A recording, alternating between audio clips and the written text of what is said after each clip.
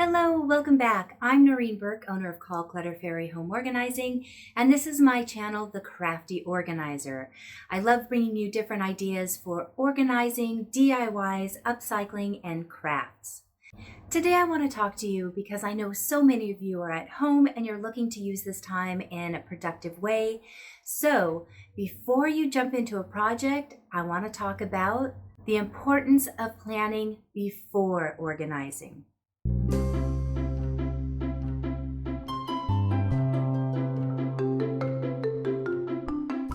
The reason I want to address this is so many of you just dive into a project and you find that it becomes overwhelming so quickly and then you don't know what to do. So I want to talk about some ways to plan so that you achieve the most success with your project. The first thing I want you to do when looking at a project is, how do I want this to be used? Whether it's a drawer, an area of a room, or an entire room, what is the main focus for this spot? But let's drill this down really small. You have a home office, but you enjoy crafting from there. These two areas need to be completely separated, not in where you sit, but how you access the items. So know how you're going to use this space first so that you can start delegating specific spaces for each one of the tasks. And you can either pull those things out or go to where they're stored when you need them. If you've got storage items in an area that could absolutely go someplace else, it's just convenient to stick them in this room. It becomes a habit of, oh, extra paper towels are in this area. But if you refocus what that space is intended for, the items that don't belong can go in a different area. The other thing I see people doing is not planning ahead of time. Where are the items that I don't want going to go, whether they be storage, things you're going to share, things that you want to donate, or just put aside for later. Oftentimes, as we're pulling them out and trying to clear out a space, we're just putting it into a pile of, I don't want this, or I want to store this.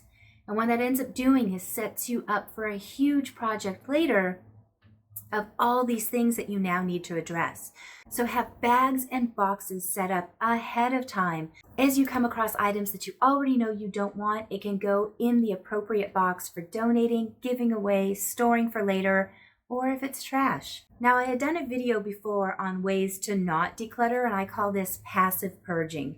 This is when you've got an item and you think it has value still. You don't want to donate it because you think, my daughter can use this, my neighbor can use this, my friend can use this.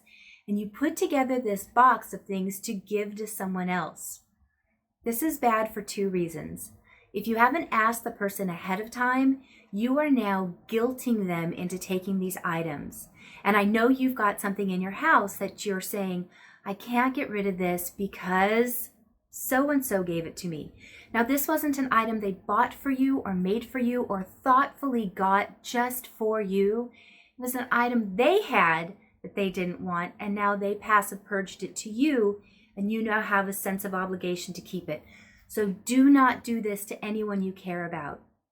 If you think it's something they might like and you want to share it with them, take pictures and ask. And if they don't respond with a yes, let it go to donation.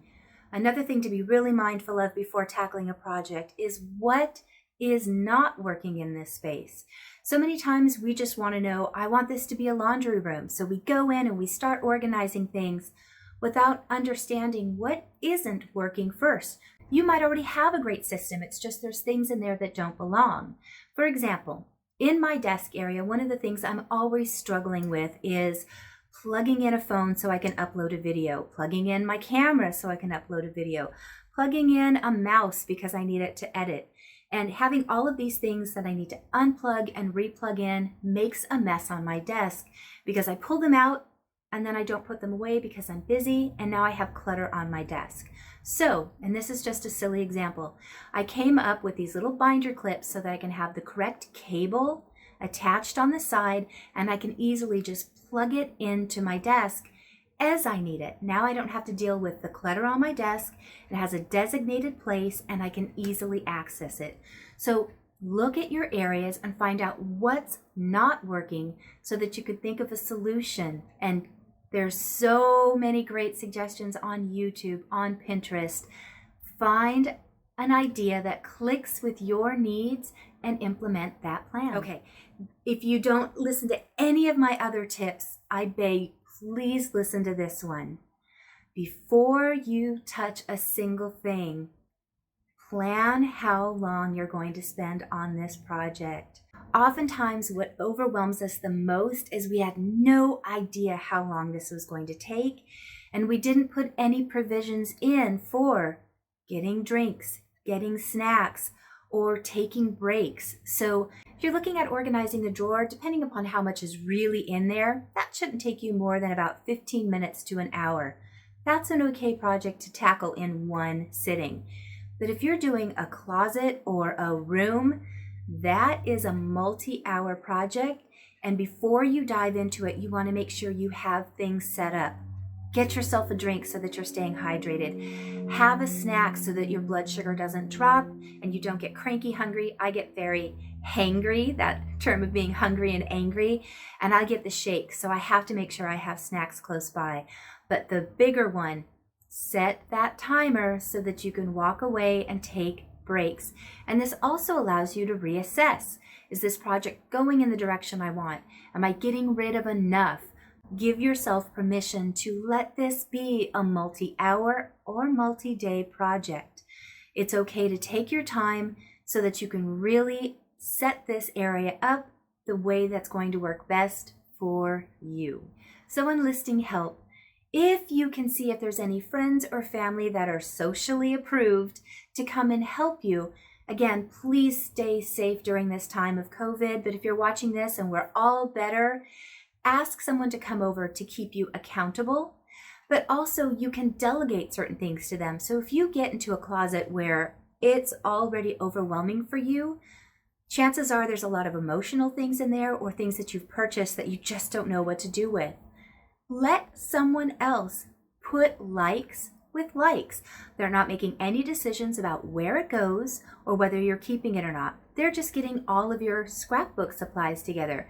They're getting all of your books together. They're getting all of your paint supplies together.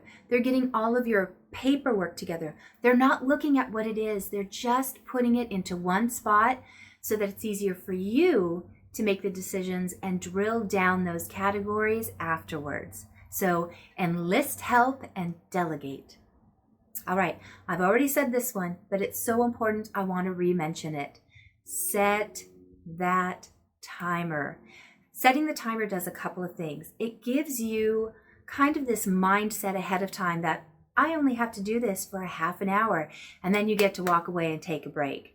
The dread of doing these projects is often the worst part. And what you might find is when that timer goes off, you look around and realize, whoa, I've made a lot more progress than I thought.